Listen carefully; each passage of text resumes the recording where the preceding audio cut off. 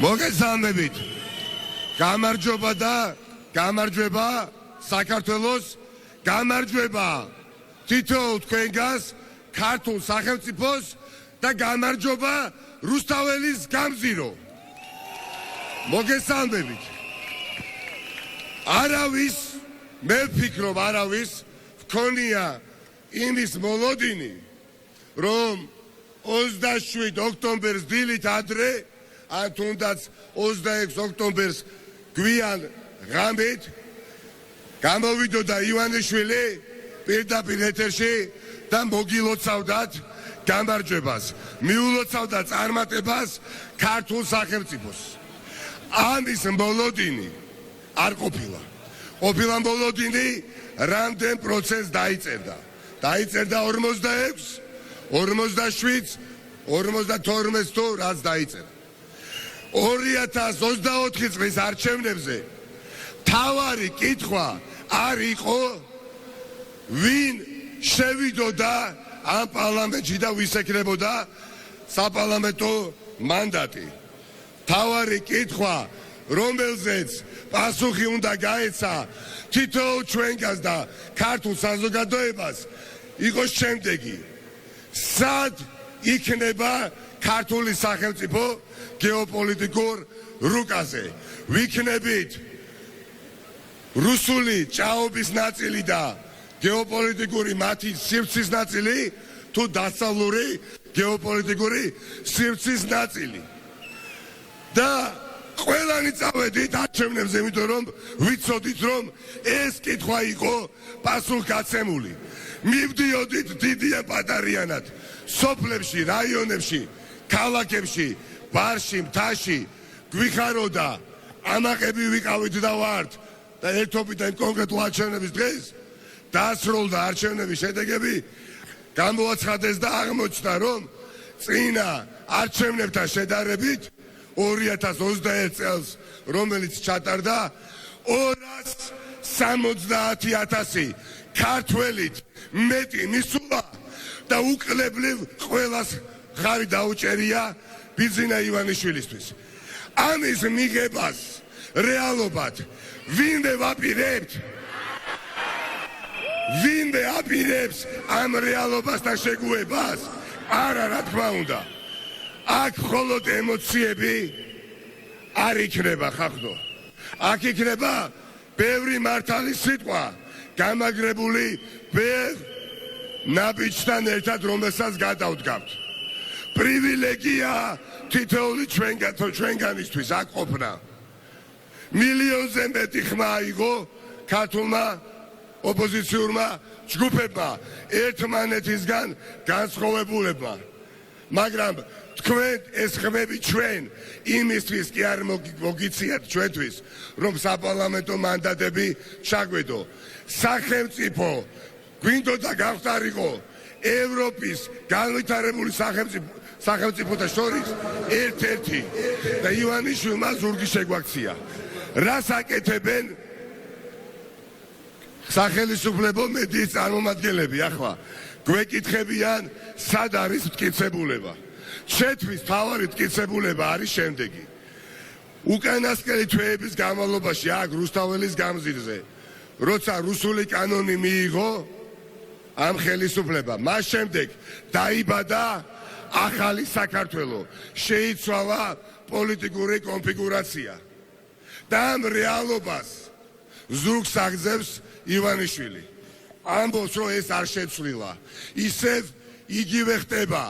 მეტიც გაცილებით მეტნი ვართ, ვიდრე ვიყავით. 300,000-ით მეტი ვართ. რა უნდა გავაკეთოთ? აი ამ უტიფრობას როცა ვისმენთ, რომელ დაღლაზეა საუბარი? გასაგებია იყო შოკის ეფექტი თითოეულ თქვენგანისთვის, როცა გამოცხადა შედეგები და მე რა არ ვიყავით ამ ბრძოლისთვის მზად? არ ყოფილებდით ამ პროცესში ყოფნას? ეს პროცესი დღეს არ დაწყებულა, ხახდო. ეს პროცესი გრძელდება პროცესი გამარჯვებამდე. მე და ასობით ათას ჩემნაირ რიგით მოქალაქეს, მე თქვენნაირი ვარ, თქვენს ერთმანეთის ნაერები ხართ. ჩვენ არ გვინდა იმის წარმოდგენა, რომ ცოცხალი თაობების, ქართველების პირობებში აი ახლა რუსთაველის გამზირზე ერთმანეთს რომ ვუყურებთ და ერთმანეთის რომ გვესმის და ერთმანეთს რომ ვუყურებთ. აი ამ ცოცხალი ამდენი ქართველის პირობებში ეს სახელმწიფო გარუსტება. ამას ჩვენ არ დაუშვებთ. იქნება აბსოლუტურად ცივი გონებით, მინდა გითხრათ. უკან დაუხეველი სტრატეგია, რაციონალური, მკვეთრი გადაწყვეტილებები მიღებული, რომელიც მხოლოდ და მხოლოდ გულისხმობს წინსვლას, სვლას წინ მომავლისკენ, წინ ევროპისკენ და წინ დასავლეთისკენ და წინ ქართული ძლიერი სახელმწიფოსკენ. ამ ეტაპზე ეს მინდოდა მეთქვა ამ ტონალობაში. განგებ შევარჩიე ეს ტონალობა. ახლა ვინაიდან ახლა დღეს ჩვენ გვჭირდებოდა დაგვენახა რომ ბევრი ვართ. ძალიან ბევრი ვართ. მაგრამ გადაჭარბების გარეშე 10ჯერ და 12ჯერ მეტრის ვიქნებით. ყველა აქ იქნება, ხახნო.